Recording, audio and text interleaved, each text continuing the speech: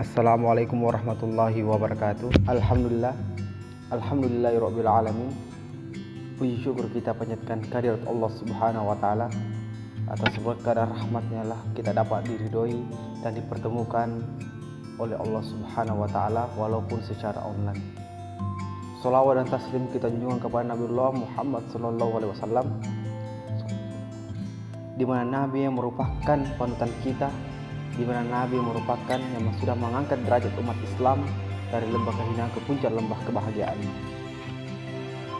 Adapun kesempatan pada hari ini yang perlu kita bahas bersama-sama terkait adalah masalah paradigma sosiologi pendidikan. Nah, pertama-tama sebelum kita memasuki lebih awal, lebih dalam mengenai tentang apa-apa saja poin-poin yang dibahas dalam paradigma ini, kita perlu mengetahui dulu sebenarnya apa sih itu sosiologi pendidikan, atau apakah itu paradigma sosiologi. Perlu kita ketahui itu. Jadi paradigma sosiologi, kalau kita berbicara tentang definisinya, artinya tidak lain merupakan bagaimana cara pandang kita dalam melihat persoalan atau fenomena sosial. Nah, itu kalau kita berbicara yang namanya definisi.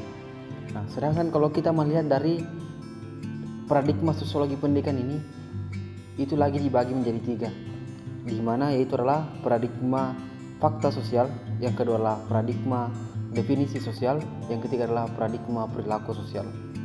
Nah, yang pertama yang kita bahas adalah terkait paradigma fakta sosial. Nah, Durkheim adalah orang pertama yang menunjuk fakta sosial sebagai pokok persoalan yang harus dipelajari dalam ilmu sosiologi. Nah, menurut Durkheim, fakta sosial dipahami sebagai barang sesuatu yang berbeda dari dunia ide yang menjadi sasaran bahan perbedaan atau bahan perbedaan wewenang. Nah, itu kalau kita berbicara tentang fakta sosial. Nah,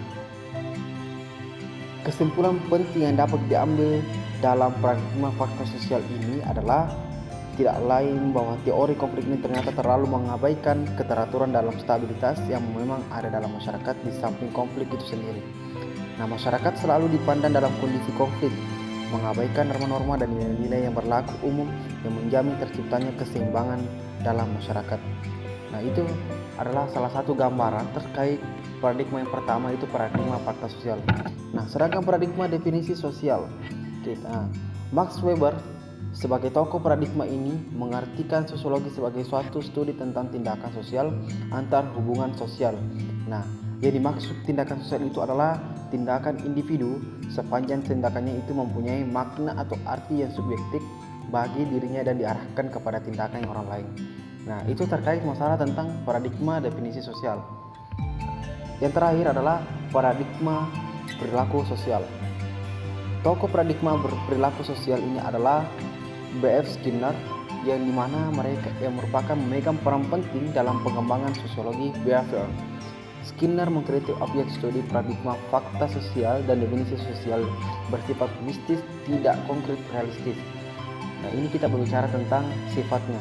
Nah, objek studi sosiologi yang konkret realistis adalah perilaku manusia yang nampak serta kemungkinan perulangnya. Nah, maka dari itu paradigma perilaku sosial memusatkan perhatiannya kepada hubungan antara individu dengan lingkungannya, di mana lingkungan itu terdiri atas yang pertama bermacam-macam objek sosial, yang kedua adalah bermacam-macam individu dan objek sosial. Nah, objek sosial adalah sama dengan prinsip yang menguasai hubungan antar individu dengan objek non sosial.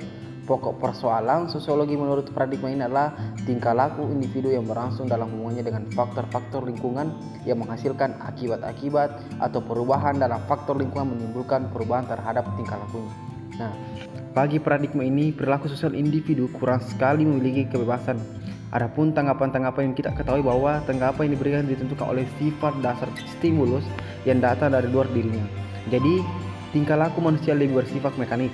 Beda dengan paradigma definisi sosial yang menganggap aktor adalah dinamis dan mempunyai kekuatan kreatif di dalam proses interaksinya.